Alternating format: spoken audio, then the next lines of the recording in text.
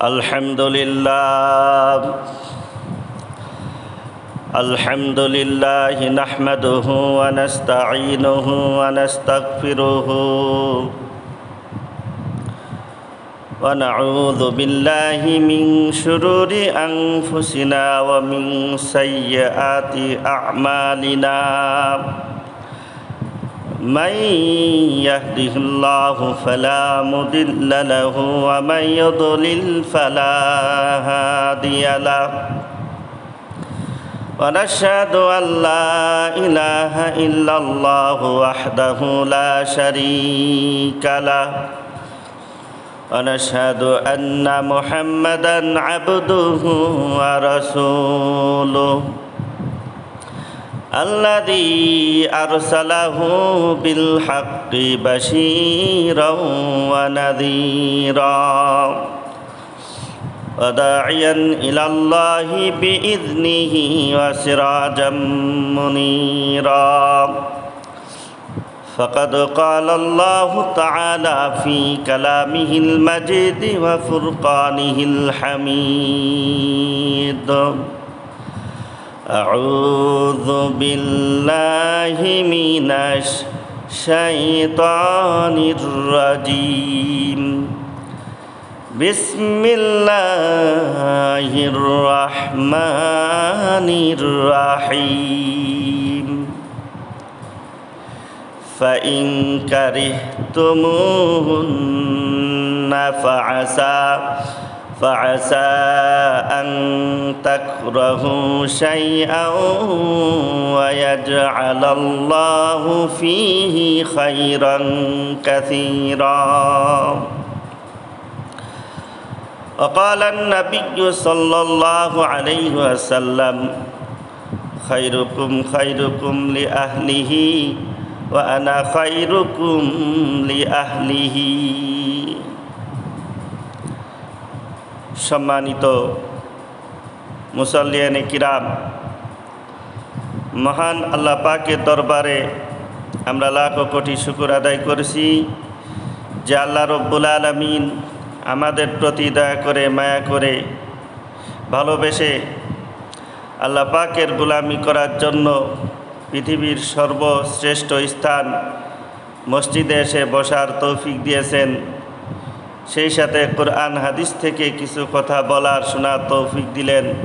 সেজন্য আমরা সকলে আল্লাহর দরবারে শুকর আদায় করে নিই, আলহামদুলিল্লাহ। সম্মানিত মুসাল্লিয়ানে কিরাম, আমরা রসুল করিম সাল্লাল্লাহু আলাইহি ওয়াসাল্লামের সিরাত সম্পর্কে আলোচনা করছিলাম। সিরাত অর্থ চরিত্র। মানুষের আসল সিরাত বা আসল চরিত্র কি, মানুষের আসল স্বরূপ কি, তা ধরা পড়ে ঘরের বিবিদের কাছে। বিবি তার স্বামীর আসল চরিত্র কি তা সঠিকভাবে বুঝতে পারেন। বিবি তার স্বামীর আসল রূপটি ধরতে পারেন, কারণ মানুষ ঘরের বাইরে সমাজের অঙ্গনে অনেক সময় কৃত্রিম রূপ নিয়েও চলতে পারে। তাই মানুষের কাছে তার আসল রূপটি ধরা নাও পড়তে পারে। কিন্তু স্ত্রীর কাছে স্বামী লুকোচুরি করতে পারে না। স্ত্রীর কাছে আসল চরিত্র লুকানো যায় না। একদিন না একদিন স্ত্রীর কাছে আসল চরিত্রটি ধরা পড়েই। তাই কোনো মানুষের চরিত্র আসলে ভালো না মন্দ, সে ব্যাপারে সবচেয়ে সঠিক মন্তব্য করতে পারে তার বিবি। পারিবারিক জীবনে কোন ব্যক্তির চরিত্র কেমন তা যদি জানা যায়, তাহলে নিশ্চিত হওয়া যায় যে তার চরিত্র আসলেই কেমন। তাই হাদিসে রসুল করিম সাল্লাল্লাহু আলাইহি ওয়াসাল্লাম বলেছেন, খায়রুকুম খায়রুকুম লি আহলিহি ওয়া আনা খায়রুকুম লি আহলিহি। তোমাদের মধ্যে সে সবচেয়ে উত্তম যে তার বিবিদের কাছে উত্তম, আমি আমার বিবিদের কাছে সবচেয়ে উত্তম। অতএব রসুল করিম সাল্লাল্লাহু আলাইহি ওয়াসাল্লামের চরিত্র কেমন ছিল তা যথার্থভাবে বুঝতে হলে পরিবারের কাছে তিনি কেমন ছিলেন, তার পারিবারিক জীবন কেমন ছিল সেটা জানতে হবে। এ ব্যাপারে পরিষ্কার ভাষায় তিনি বলে গেছেন, আমি আমার বিবিদের কাছে সবচেয়ে উত্তম। এটা একটা চ্যালেঞ্জের মতো যে আমি আমার স্ত্রীদের কাছে সবচেয়ে ভালো, অর্থাৎ আমার কোনো স্ত্রী আমার কোনো দোষ বের করতে পারবে না। এই হাদিস থেকে বোঝা গেল রাসূল করিম সাল্লাল্লাহু আলাইহি ওয়াসাল্লামের চরিত্র কেমন ছিল। রাসূল করিম সাল্লাল্লাহু আলাইহি ওয়াসাল্লামের পারিবারিক জীবন কেমন ছিল? সব বিবিরা তার উপর খুশি, সব বিবিরা তার চরিত্রে মুগ্ধ, সব বিবিরা তার প্রতি মুগ্ধ। কোনো বিবি তার প্রতি সামান্যতম অভিযোগ রাখতেন না। রাসূল করিম সাল্লাল্লাহু আলাইহি ওয়াসাল্লামের পারিবারিক জীবনের আচার আচরণ সম্পর্কে হাদিসে যেসব বর্ণনা পাওয়া যায় সেগুলো খুঁজলে দেখা যায় রাসূল করিম সাল্লাল্লাহু আলাইহি ওয়াসাল্লাম পারিবারিক জীবনে বিবিদের সাথে কতটা মনোরঞ্জন করে চলতেন, কতটা সদ্ভাব রক্ষা করে চলতেন। পারিবারিক জীবনে বিবিদের সাথে পারিবারিক জীবনে সদ্ভাব রক্ষা করে চলার ও মনোরঞ্জন করে চলার দায়িত্ব পুরুষদের রয়েছে। আমরা পুরুষরা মনে করি আমাদেরকে খুশি রাখার দায়িত্ব স্ত্রীদের। আমাদের সাথে সব সময় তারা সদ্ভাব রক্ষা করে চলবে, তারাই আমাদেরকে মনোরঞ্জন করে চলবে। এসব ব্যাপারে সব দায় দায়িত্ব স্ত্রীদের। আমাদের পুরুষদের এ ব্যাপারে কোনো দায় দায়িত্ব নাই, এ ধারণা ঠিক নয়। কোরআনে কারিমে সদ্ভাব রক্ষা করার ব্যাপারে যে হুকুম দেওয়া হয়েছে তা পুরুষদেরকে লক্ষ্য করেই দেওয়া হয়েছে। কোরআনে কারিমে এরশাদ হচ্ছে, ওয়াশিরুহুন্না বিল মা'রুফ, তোমরা স্ত্রীদের সাথে সদ্ভাব রক্ষা করে চলবে। কাজেই পুরুষগণ এই দায়িত্বের বাইরে নয়। রাসূল করিম সাল্লাল্লাহু আলাইহি ওয়াসাল্লাম জলিলুল কদর নবী ছিলেন, সবচেয়ে শ্রেষ্ঠ নবী ছিলেন, সবচেয়ে মর্যাদাবান নবী ছিলেন। এরপরেও তিনি পরিবারের সাথে কেমন আচার ব্যবহার করতেন। হযরত আয়েশা রাদিয়াল্লাহু তাআলা আনহার সাথে দৌড় প্রতিযোগিতা করেছেন। জীবনে দুইবার তিনি দৌড় প্রতিযোগিতা করেছিলেন। প্রথমবার হযরতে আয়েশা রাদিয়াল্লাহু তাআলা আনহা আগে বেড়ে গিয়েছেন। আরেকবার জীবনের শেষ দিকে যখন হযরত আয়েশা রাদিয়াল্লাহু তাআলা আনহার স্বাস্থ্য কিছুটা মোটা হয়ে গিয়েছিল, তখন রাসূল করিম সাল্লাল্লাহু আলাইহি ওয়াসাল্লাম জিতে গিয়েছিলেন এবং বলেছিলেন এটা হলো ওই দিনের প্রতিশোধ। এভাবে রাসূল করিম সাল্লাল্লাহু আলাইহি ওয়াসাল্লাম বিবিদের সাথে মনোরঞ্জন করেছেন। স্বামীর যত রকম মনোরঞ্জন প্রয়োজন, যৌন বিষয়ে যত চাহিদা মেটানোর প্রয়োজন, এর সব কিছু বিবির মাধ্যমে পূর্ণ করে নিতে হবে, যাতে বাইরের দিকে নজর না যায়, যাতে নজর থাকে সম্পূর্ণভাবে ঘরের দিকে। যৌন বিষয়ে কোনো চাহিদা বাইরের থেকে মেটানো নয়, সব ঘরের থেকে মেটাতে হবে। এভাবে একজন পুরুষ যখন সম্পূর্ণ ঘর কেন্দ্রিক থাকবে, তখন স্ত্রীও ওই স্বামী কেন্দ্রিক থাকবে, তখন ওই স্ত্রীও অন্য পর পুরুষের দিকে নজর দিবে না। পুরুষ তার চাহিদা বাইরের থেকে মিটিয়ে ঘরে এসে শুষ্ক হয়ে গেলে বিবিও অন্য কোনো পথ বেছে নিতে পারে। এরকম নয়, বরং যা কিছু চাওয়ার, যা কিছু পাওয়ার সব কিছু ঘরের মধ্য থেকে হতে হবে, বাইরের থেকে নয়। বাইরের দিকে নজর দেওয়া যাবে না। গয়রে মাহরাম মহিলার দিকে নজর দিতেও শরীয়ত নিষেধ করেছে। অর্থাৎ নজরের যে খোরাক, এটাও তুমি বাইরে থেকে পূর্ণ করতে পারবে না, বরং ঘর থেকেই পূর্ণ করে নিতে হবে। এবং নজরের পরে যত চাহিদা তা যেমন ঘর থেকে পূর্ণ করে নিতে হয়, নজরের খোরাকও ঘর থেকে পূর্ণ করে নিতে হবে। সম্মানিত মুসল্লিয়ানে কিরাম, আমরা অনেক সময় বাইরে চলাফেরা করি, গায়রে মাহরাম মহিলাদের দিকে নজর পড়ে যায়, তখন আমাদের কি করণীয়?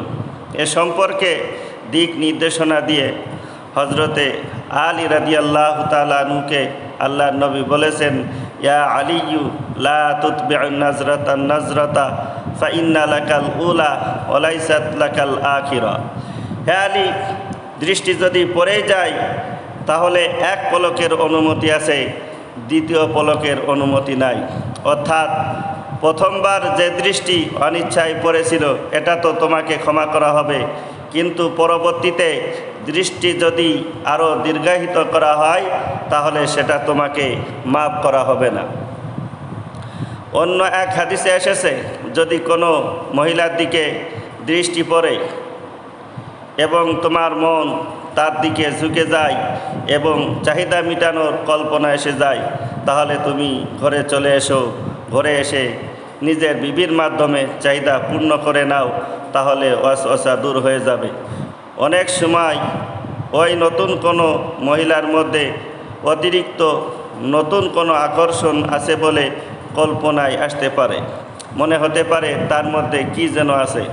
আসলে তার প্রতি আকর্ষণ বোধ করার মতো নতুন কিছুই নাই। রাসূল করিম সাল্লাল্লাহু আলাইহি ওয়াসাল্লাম বলেছেন, ফাইন্না মাআহা মিসলাল্লাযী মাআহা, ওর যা আছে তোমার বিবিরও তাই আছে, ওর মধ্যে নতুন কিছুই নাই। এটা হলো একটা মনের বাতিক যে অন্য মহিলাকে দেখলে মনে হয় আহা তার মধ্যে নতুন কি যেন আছে। আসলে তার মধ্যে নতুন কিছুই নাই, আমার ঘরে যা আছে তাই, অন্য কিছু নাই। অন্য মহিলাকে দেখা আর কুকল্পনা করতে থাকা, এটা হলো মনের একটা রোগ। মানসিকভাবে এই রোগের চিকিৎসা করতে হবে। এ রোগের চিকিৎসা হলো, যদি এরকম কল্পনা এসে যায় তাহলে চিন্তা করতে হবে ওখানে নতুন কিছু নাই, আমার ঘরে যা আছে তার থেকে বেশি কিছু নেই, বরং আমার ঘরে যতটুকু ফ্রেশ জিনিস আছে এটা তার চেয়ে জঘন্য হতে পারে, তার চেয়ে এটা ঘৃণ হতে পারে। এরূপ কল্পনা করার পরও যদি তার দিকে তাকাতে মন চায়, তাহলে এই চিন্তা করতে হবে যে আমার আপনজনের দিকে কেউ এরকম তাকালে আমার খারাপ লাগে, তাহলে আমার এই তাকানোটাও তো অন্যের কাছে সেরকম খারাপ বলে বিবেচিত হচ্ছে। এরূপ চিন্তা করলে তার প্রতি তাকানোর স্পৃহা কমে আসবে। চিন্তা করে দেখুন ইসলাম নারীকে কতটা মর্যাদা দিয়েছে। একজন পরপুরুষ তাকে নিয়ে কুকল্পনা করবে, একজন পরপুরুষ তার দিকে অবৈধ নজর দিবে, তাও ইসলাম নিষেধ করে দিয়েছে। আমরা মহিলাদেরকে এ কথাগুলো ভালোভাবে বুঝাই না, যার কারণে তারা ইসলামের মধ্যে ঢুকতে ভয় পায়। তারা মনে করে ইসলামের মধ্যে নারীর কোনো মর্যাদা নেই, ইসলামের ভিতর ঢুকলে আমাদের হাত পা রশি দিয়ে বেঁধে এমনভাবে আটকে রাখা হবে যে আমরা দম বন্ধ করে মারা যাব। অতএব ইসলামের ভিতর ঢোকা যাবে না, এসব ভেবে তারা ইসলাম থেকে বের হওয়ার জন্য আন্দোলন করছে। যদি ইসলামের কথাগুলো তাদেরকে পুরাপুরি বোঝানো হতো তাহলে তারা কেউ ইসলাম থেকে বের হওয়ার জন্য আন্দোলন করত না। সম্মানিত মুসল্লিয়ানে কিরাম, পর্দা ব্যবস্থা নারীর সতীত্ব রক্ষা করার জন্য, পর্দার বিধান সবচেয়ে গুরুত্বপূর্ণ ধন, সতীত্ব হেফাজতকারী, এ কথাগুলো তাদেরকে ভালো করে বোঝাতে পারলে পর্দা ব্যবস্থাকে তারা সাগ্রহে গ্রহণ করত। ইসলাম তাদেরকে যেটা দিয়েছে সেটা তাদেরকে আমরা বলি না, বরং সমাজে তাদের প্রতি কি কি জুলুম নির্যাতন করা হচ্ছে সেগুলো বলি, এবং সেগুলো বলে মহিলাদের উপর কেউ যেন জুলুম নির্যাতন করতে না পারে তার জন্য আমরা আইন তৈরি করি। এত সব আইনের প্রয়োজন হবে না যদি নারী সমাজ ইসলামের ব্যবস্থায় চলে আসে। সম্মানিত মুসল্লিয়ানে কিরাম, ইসলাম নারীদেরকে সুযোগ সুবিধা দিয়েছে বেশি, দায়িত্ব দিয়েছে খুব। নারী অফিসে চাকরি করে পুরুষকে খাওয়াবে না, বরং পুরুষ চাকরি করে নারীকে খাওয়াবে। নারী পুরুষের নিরাপত্তা ব্যবস্থা করবে না, বরং পুরুষই নারীর নিরাপত্তা ব্যবস্থা করবে। এভাবে সব দায়িত্ব পুরুষদেরকে বেশি দেওয়া হয়েছে আর অধিকার নারীদেরকে বেশি দেওয়া হয়েছে। নারীরা দায়িত্ব আর অধিকারের মধ্যে পার্থক্য বুঝছে না, তাই তারা কাঁধে কাঁধ মিলিয়ে পুরুষদের সাথে চাকরি করার জন্য আন্দোলন করছে। এটাকে তারা অধিকার মনে করছে, কিন্তু এটা তো অধিকার নয়, এটা হলো দায়িত্ব। তারা ঘরে বসে সব পাবে, ইসলাম তাদেরকে সেই অধিকার দিয়েছে। কিন্তু আফসোস, আন্দোলনকারী নারী সমাজ এই মোটা কথাটুকু ঠান্ডা মাথায় বোঝার চেষ্টা করছে না। দায়িত্ব পুরুষদেরকে বেশি দেওয়া হয়েছে, কারণ পুরুষ শারীরিকভাবে, মানসিকভাবে, পরিবেশগতভাবে এমন কিছু বৈশিষ্ট্যের অধিকারী যে দায়িত্বের বোঝা বহন করা তার পক্ষেই সহজ ও নিরাপদ। যাই হোক, যে কথা বলছিলাম, পুরুষ যদি স্ত্রীর অধিকার আদায় করত, পুরুষ যদি স্ত্রীকে নিয়ে নিজেকে নিমগ্ন রাখত, তাহলে স্ত্রীও ওই স্বামীকে ছাড়া অন্য কোনো বিকল্প পথ বেছে নিত না। স্ত্রীও ওই স্বামীকে নিয়ে নিজেকে নিমগ্ন রাখত। রসুল করিম সাল্লাল্লাহু আলাইহি ওয়াসাল্লামের জীবন এরকম বিবিদেরকে নিয়ে নিবেদিত থাকার জীবন ছিল। সম্মানিত মুসল্লিয়ানে কিরাম, অনেক সময় স্ত্রীর কোনো কিছু অপছন্দ হলে মনে হয় বাইরের অমুক মহিলা কত ভালো, তার মধ্যে এই দোষ নেই, আমার স্ত্রীর মধ্যে এই দোষ সেই দোষ। মনে রাখতে হবে, দোষে গুণে মানুষ। আমার স্ত্রীর যেমন কিছু দোষ আছে, আমারও কিছু দোষ আছে। আমার মধ্যে যদি কোনো গুণ থাকে, তাহলে আমার স্ত্রীর মধ্যেও কিছু গুণ আছে। অতএব তার কোনো দোষ নজরে আসলে তার কি কি গুণ আছে সেটাও নজরে আনতে হবে। হাদিসে তাই বলা হয়েছে, ইনকারিহা মিনহা খুলুকান রদিয়া মিনহা বিআখরা। তার কোনো দোষ নজরে আসলে তার এমনও তো কিছু গুণ আছে যেটা পছন্দ লাগবে। অর্থাৎ হাদিসে বলা হচ্ছে, স্ত্রীর কোনো দোষের কথা চিন্তায় আসলে তার কি কি গুণ আছে সেগুলো চিন্তায় আনতে হবে এবং সেগুলো চিন্তা করে তার প্রতি মুগ্ধ থাকার চেষ্টা করতে হবে। এবং এটাও মনে রাখতে হবে যে এর মধ্যে কোনো না কোনোভাবে তার কল্যাণ নিহিত রয়েছে। কোরআনে কারিমে বলা হয়েছে, فَإِنْ كَرِهْتُمُوهُنَّ فَعَسَىٰ أَنْ تَكْرَهُوا شَيْئًا وَيَجْعَلَ اللَّهُ فِيهِ خَيْرًا كَثِيرًا। তাদের কোনো কিছু অপছন্দ হলে মনে রাখতে হবে, হয়তো এর মধ্যে আল্লাহ রব্বুল আলামিন প্রচুর কল্যাণ রেখেছে। এই আয়াতের বক্তব্য স্মরণ রাখলে স্ত্রীর কোনো একটা দোষ দেখলেও তার জন্য মনে খুব একটা কষ্ট লাগবে না, ধৈর্য ধরা সহজ হয়ে যাবে। এভাবে চিন্তা করলে পুরুষের রাগ পানি হয়ে যাবে। সম্মানিত মুসল্লিয়ানে কিরাম, স্ত্রীদের দ্বারাও স্বামীর অনেক কল্যাণ সাধিত হয়। স্ত্রীদের দ্বারাও মানুষের মধ্যে অনেক পরিবর্তন আসে। স্ত্রীদের দ্বারাও স্বামীর চরিত্রের অনেক পরিবর্তন হয়। একজন স্ত্রী তার স্বামীকে জান্নাতের দিকে নিয়ে যেতে পারে, আবার জাহান্নামের দিকেও নিয়ে যেতে পারে। একজন স্ত্রী তার স্বামীকে হারাম উপার্জনের জন্য উদ্বুদ্ধ করতে পারে, আবার হারাম উপার্জন থেকে বিরত রাখতে পারে। সে তো কথায় কথায় পুরুষের মেজাজ পরিবর্তন করে দিতে পারে, ভালো দিকেও নিতে পারে, খারাপ পথেও নিতে পারে। তাই হতে পারে যদি স্ত্রীর কোনো কিছু অপছন্দ লাগে, তবুও ওই স্ত্রীর মাধ্যমে কোনো না কোনোভাবে আল্লাহ পাক তার কল্যাণ ঘটাবেন। অন্তত এতটুকু হবে যে অপছন্দ লাগা সত্ত্বেও তাকে নিয়ে সবর করার কারণে সবরের সব হবে। তাই স্ত্রীর কোনো কিছু অপছন্দ লাগলে সেটা নিয়ে বাড়াবাড়ি না করা চাই। যদি বাড়াবাড়ি করা হয় তাহলে সংসারে সারাসারি হয়ে যেতে পারে। তাছাড়া বাড়াবাড়ির দ্বারা ফায়দা হয় না, এতে স্ত্রী আরও বিগড়ে যায়। বাড়াবাড়ি করে স্ত্রীকে সংশোধন করা যায় না। স্ত্রীকে সংশোধনের জন্য কিছু পন্থা অবলম্বন করার বিষয় শরীয়তে আছে।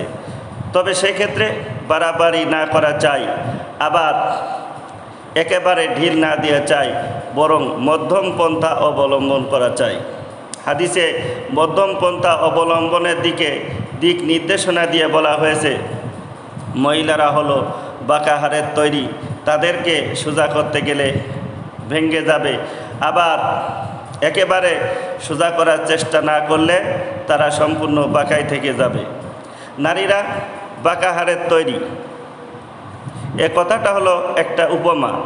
এর অর্থ হলো স্বভাবগতভাবে তারা বক্র, স্বভাবগতভাবে তাদের মধ্যে বক্রতা থাকবেই। তাই যদি পুরাপুরি সোজা করতে যাও, একেবারে আঙ্গুলের মতো বানাতে চাও, তাহলে সম্পূর্ণ বাঁকা থেকে যাবে। আবার যদি একেবারে ছেড়ে দাও যে ওটাকে তো সোজা করতে পারলাম না, তাহলে চেষ্টা করে লাভ কি, তাহলে সম্পূর্ণ বেকাই থেকে যাবে। চেষ্টা করলে যতটুকু সোজা করা সম্ভব সেটাও হবে না। তাই স্ত্রীদেরকে সংশোধন করার চেষ্টা করতে হবে, তবে এটাও মনে রাখতে হবে যে তারা পুরাপুরি সোজা হবে না। যখন তারা পুরাপুরি সোজা হবে না, তখন মনে তেমন একটা কষ্ট লাগবে না। যাই হোক, যে কথা বলছিলাম, স্ত্রীর কোনো দোষ ত্রুটি ভুল ধরা পড়লে তা সংশোধনের চেষ্টা করতে হবে, কিন্তু বাড়াবাড়ি করা যাবে না। বাড়াবাড়ি করলে সংসারে তিক্ততা বাড়তে থাকবে, সেই তিক্ততা বাড়তে বাড়তে এক পর্যায়ে সারাসারি বা তালাক পর্যায়ে চলে যাবে। স্ত্রী যদি স্বামীর অবাধ্য হয়, তাহলে স্ত্রীকে সংশোধন করার জন্য ইসলাম খুব সুন্দর কথা বলে দিয়েছে। কোরআনে কারিমে বলা হয়েছে, ওয়াল্লাতী তাখাফুনা নুশুজাহুন্না ফাইযুহুন্না ওয়াহজুরু ফিল মাদাজি'i ওয়াদরিবুহুন্না। কোন নারীর যদি অবাধ্যতার আশঙ্কা হয়, তাহলে তাকে উপদেশ দাও, তারপর তাদেরকে বিছানায় পরিত্যাগ করো, তারপর তাদেরকে মৃদু আঘাত করো। এই আয়াতে স্ত্রীকে সংশোধনের জন্য 3টা পন্থা বলা হয়েছে। 1 নম্বর পন্থা হলো তাদেরকে উপদেশ দিয়ে বুঝাও, বুঝিয়ে শুনিয়ে সুপথে আনার চেষ্টা করো। এতে যদি সংশোধন না হয়, তাহলে 2য় পন্থা হলো বিছানায় গিয়ে অন্যদিকে মুখ ফিরিয়ে শুয়ে থাকো। এতে তার অভিমানে কিছুটা আঘাত লাগবে। যদি আত্মমর্যাদায় এতটুকু আঘাত লেগে তারা সংশোধন হয়ে যায়, তাহলে আলহামদুলিল্লাহ। অনেক সময় দেখা যায় অনেক মহিলারা এভাবে সংশোধন হয়ে যায়। এতেও যদি সংশোধন না হয়, তাহলে 3য় নম্বর পন্থা হলো তাদেরকে মৃদু আঘাত করতে হবে, কিছু মারপিট করতে হবে। এটা কিন্তু 3য় পর্যায়ের বিষয়। উলামায়ে কেরাম বলেছেন, আল্লাহ পাক যে সিরিয়ালে পন্থাগুলো বলেছেন, এই পন্থাগুলো ব্যবহার করতে চাইলে ওই সিরিয়াল অনুযায়ী করতে হবে। সিরিয়াল রক্ষা করা ওয়াজিব। একটু মতের বিপরীত দেখা গেলেই সাথে সাথে মারধর করা যাবে না, তাহলে ওয়াজিব সিরিয়াল তরক করার, ভঙ্গ করার গুনাহ হবে। এটার অনুমতি আল্লাহ পাক দেননি। প্রথমে তাকে উপদেশ দিয়ে বুঝিয়ে শুনিয়ে সুপথে আনার চেষ্টা করতে হবে। যদি এতে কাজ না হয়, তাহলে তাকে বিছানায় পরিত্যাগ করতে হবে। 2য় নম্বর পন্থা হলো তাকে বিছানায় পরিত্যাগ করতে হবে। এতেও যদি কাজ না হয়, তাহলে 3য় নম্বর পন্থা হলো তাকে হালকা মারধর করতে হবে, মারপিট করতে হবে। এটা কিন্তু 3য় পর্যায়ের বিষয়। উলামায়ে কেরাম বলেছেন, এই মারধরটা জুলুম পর্যায়ের হতে পারবে না। কেউ বলেছেন মারপিট করতে হবে মেশক দিয়ে, কেউ বলেছেন রুমাল পেঁচিয়ে তা দিয়ে। এমনভাবে মারপিট করা যাবে না যাতে সে রক্তাক্ত হয়ে যায়। রাসূল করিম সাল্লাল্লাহু আলাইহি ওয়াসাল্লাম বলেছেন, ওয়াদরিবুহুন্না দরবান গায়রা মুবাররাহিন। এমন মারধর হতে পারবে না যে গায়ে দাগ লেগে যায়, চেহারায় ছাপ পড়ে যায়। নারীদেরকে মহিলাদেরকে মারার এই অনুমতি দেওয়া হয়েছে। এই মারাটা কতটুকু, তার ব্যাখ্যা কি, তা পরিষ্কারভাবে না জানার কারণে মহিলারা মনে করছে ইসলাম তাদেরকে নির্যাতন করার অনুমতি দিয়েছে। এটা আদৌ নির্যাতন করার অনুমতি নয়, এটা হলো আত্মমর্যাদায় আঘাত দেওয়ার মতো, মৃত বৎসনার মতো প্রহারের অনুমতি। আল্লাহর নবী বলেছেন, এতটুকু মারাও আমি পছন্দ করি না, কোনো ভালো পুরুষ এটা করে না। এটা হলো একান্ত প্রয়োজন হয়ে পড়লে এ পর্যায়ের বিষয়। গরু পেটার মতো মারধর করার অনুমতি ইসলাম দেয়নি। বেশি মারধর করার মতো রাগ এসে গেলে সেই রাগ কমানোর জন্য অতীত ভবিষ্যৎ উভয়টার কথা স্মরণ করতে হবে। ভবিষ্যতের কথা স্মরণ করার অর্থ হলো ভবিষ্যতে তার সাথে আবার কত ধরনের মেলামেশা হবে। হাদিসেও তাই বলা হয়েছে যে স্ত্রীকে গোলামের মতো মারপিট করবে না, পরে আবার যখন রাতে তার সাথে মেলামেশা হবে, অর্থাৎ এখন এরকম মারপিট করলে তখন শরম লাগবে।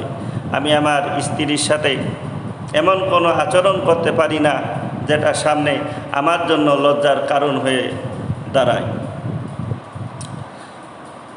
আর অতীতের কথা স্মরণ করতে হবে।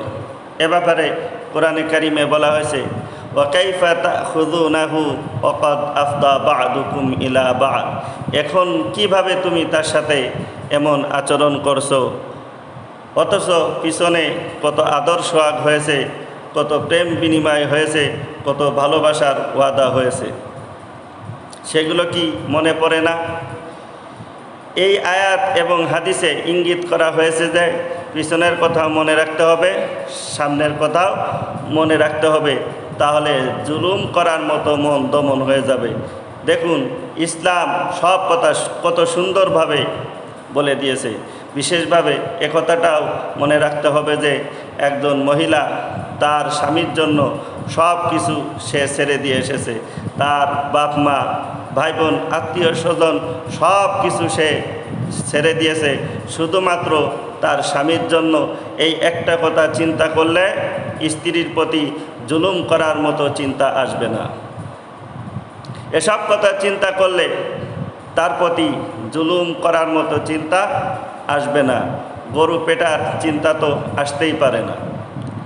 সম্মানিত মুসল্লিয়ানে কিরাম, স্ত্রীকে সংশোধন করার 3টা পন্থা বা পদ্ধতির কথা বলা হয়েছে।